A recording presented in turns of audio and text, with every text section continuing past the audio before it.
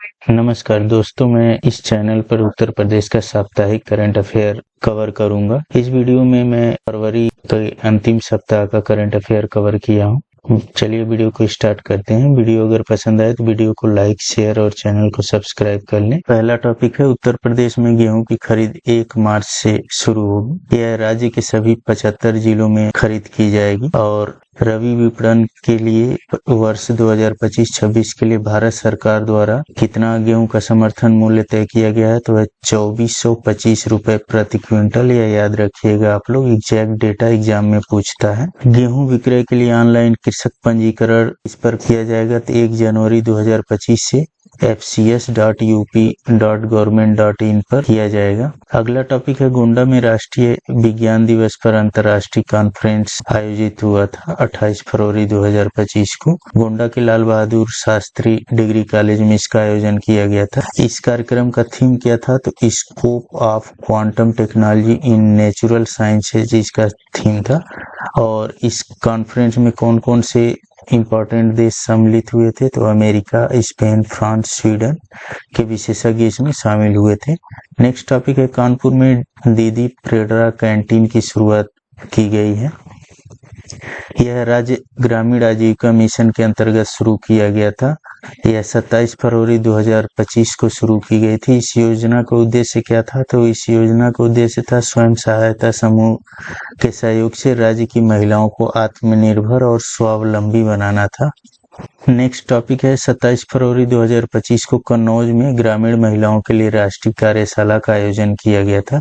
इस कार्यशाला का आयोजन ई कॉमर्स प्लेटफॉर्म फ्लिपकार्ट और राष्ट्रीय ग्रामीण आजीविका मिशन द्वारा संयुक्त रूप से किया गया था।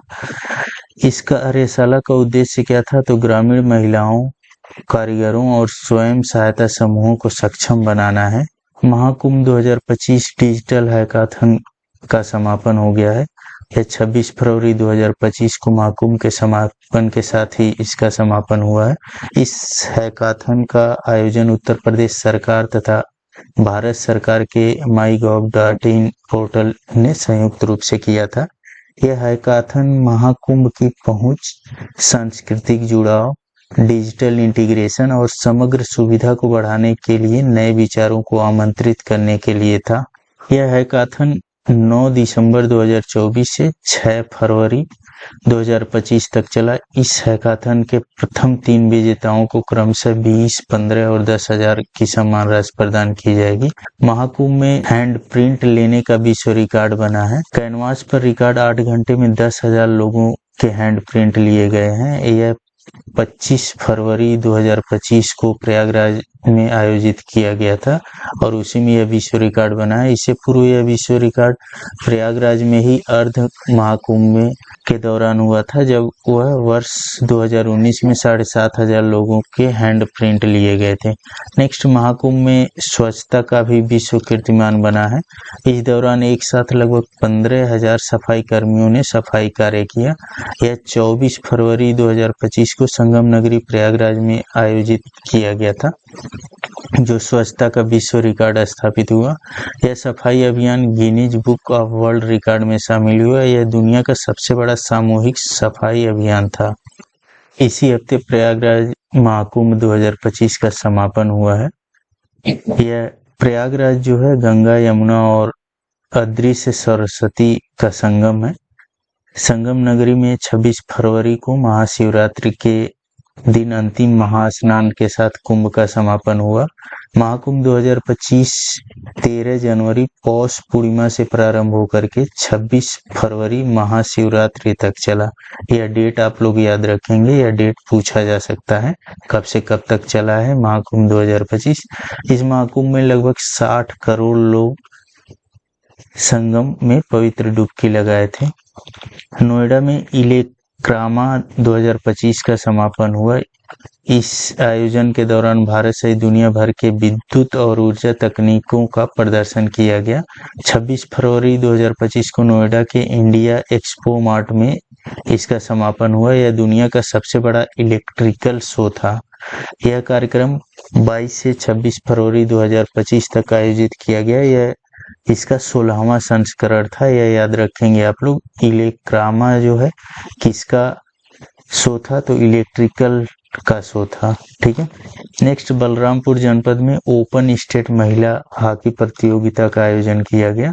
24 फरवरी 2025 को यह आयोजित किया गया। यह प्रतियोगिता 24 से 28 फरवरी 2025 तक चली। खेल निदेशालय उत्तर प्रदेश द्वारा इस प्रतियोगिता का आयोजन किया गया था। लखनऊ में डायग्नोस्टिक वायरोलॉजी पर राष्ट्रीय कार्यशाला का आयोजन किया गया। यह कार्यशाला 24 से 28 फरवरी तक आयोजित किया गया। लखनऊ के संजय गांधी स्नातकोत्तर आयुर्विज्ञान संस्थान में डायग्नोस्टिक वायरोलॉजी पर 5 दिवसीय राष्ट्रीय कार्यशाला का आयोजन किया गया। इस कार्यशाला के दौरान इन्फ्लुएंजा तथा अन्य वायरल बीमारियों और उनके निदान हेतु डायग्नोस्टिक के महत्व पर चर्चा की गई।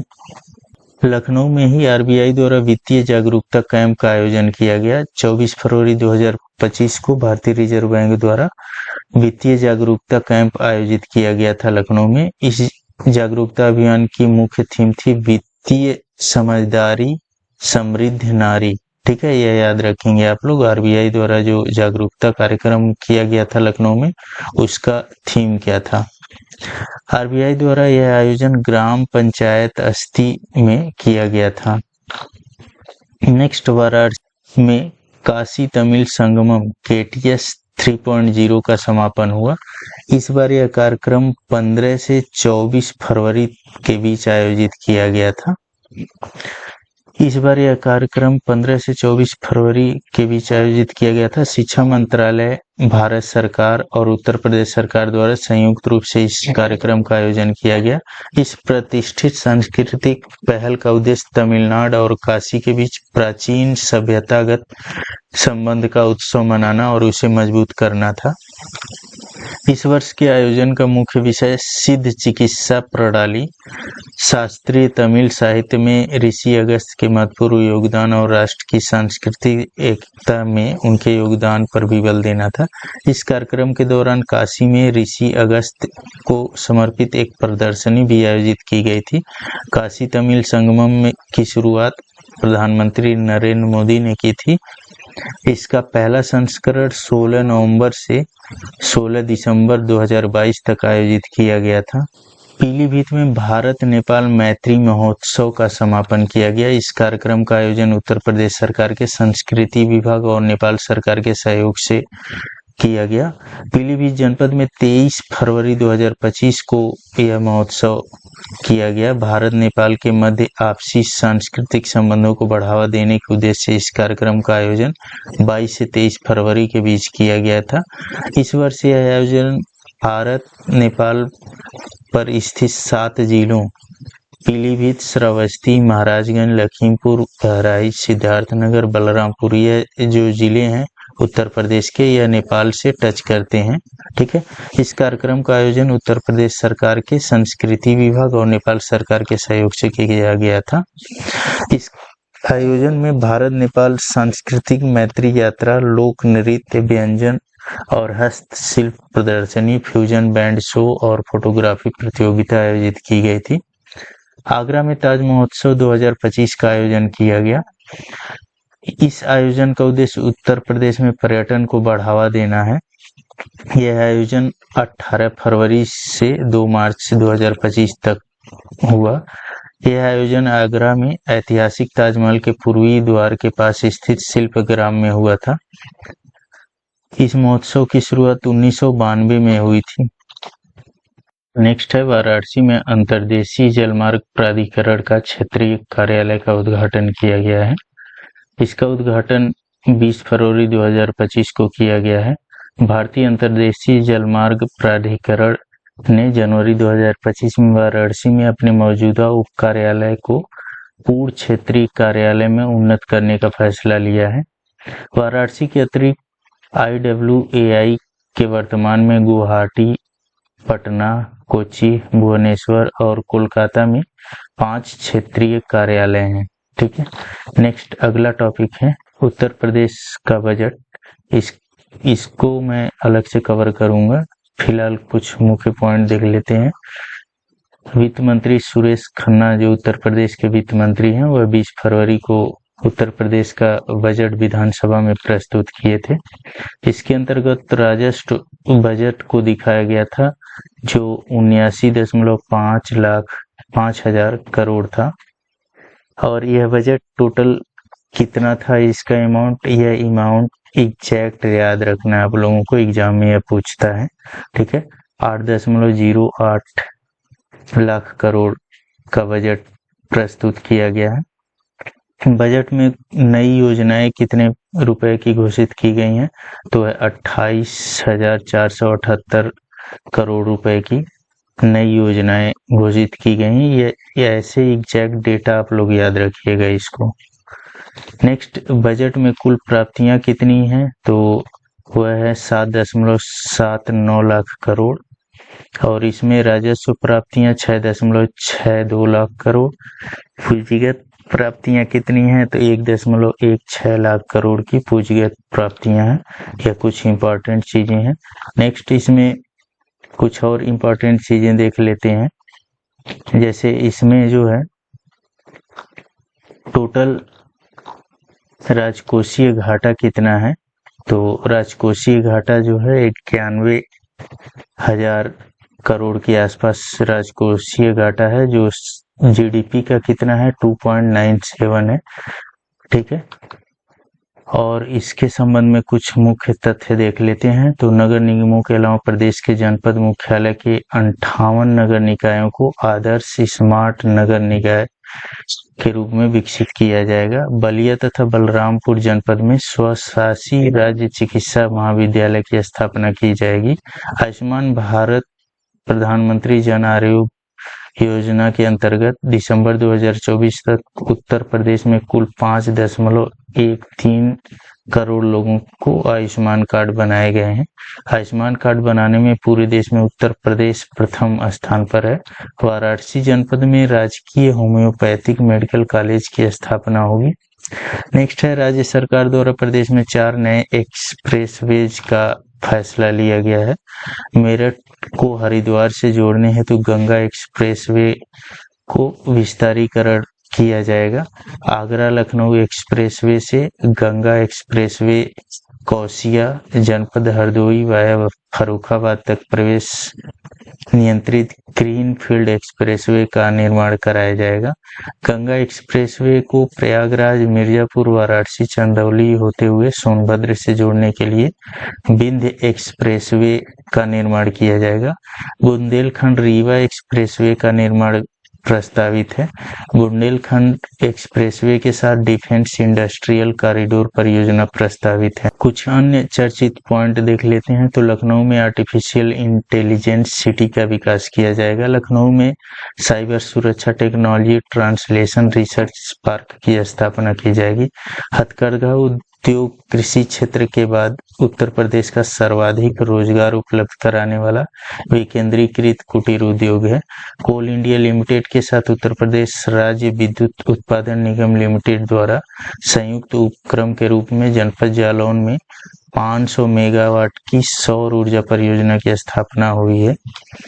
एनटीपीसी ग्रीन एनर्जी लिमिटेड द्वारा उत्तर प्रदेश राज्य विद्युत उत्पादन निगम लिमिटेड द्वारा संयुक्त उपक्रम के माध्यम से तहसील करौठा जनपद झांसी में 200 मेगावाट सौर ऊर्जा संयंत्र की स्थापना प्रस्तावित है।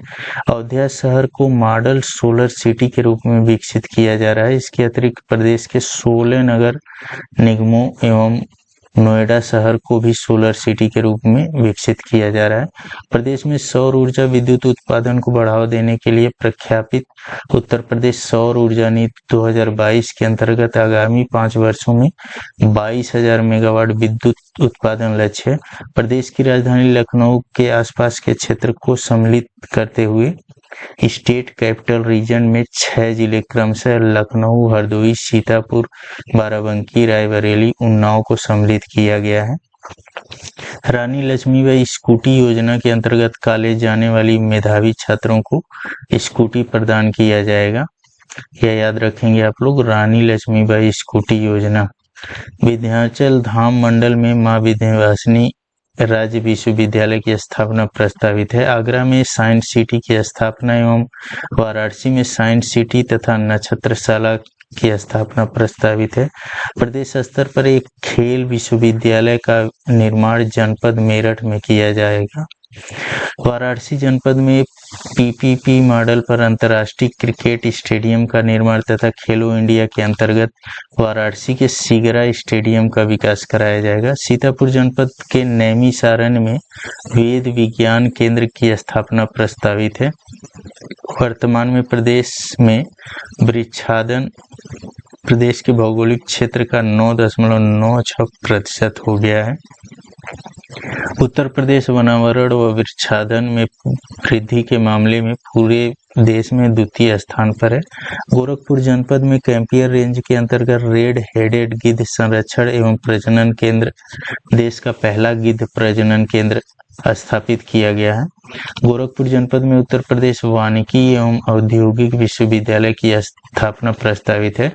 वाराणसी, मेरठ, प्रयागराज, कानपुर, गोरखपुर, झांसी एवं आगरा में मुख्यमंत्री श्रमजीवी महिला छात्रावासों का निर्माण प्रस्तावित है। कृषकों को दुर्घटनावश मृत्यु, दिव्यांगता की स्थिति में आर्थिक सहायता की मुख्यमंत्री कृषक दुर्घटना कल्याण योजना हेतु 1050 करोड़ रुपए की व्यवस्था प्रस्तावित है। यह कुछ फरवरी के लास्ट वीक का इम्पोर्टेंट करेंट अफेयर है जो उत्तर प्रदेश से संबंधित है। इस वीडियो में इतना ही। वीडियो अगर पसंद आए तो वीडियो को लाइक करें, शेयर करें और चैनल को सब्सक्राइब कर लें। धन्यवाद।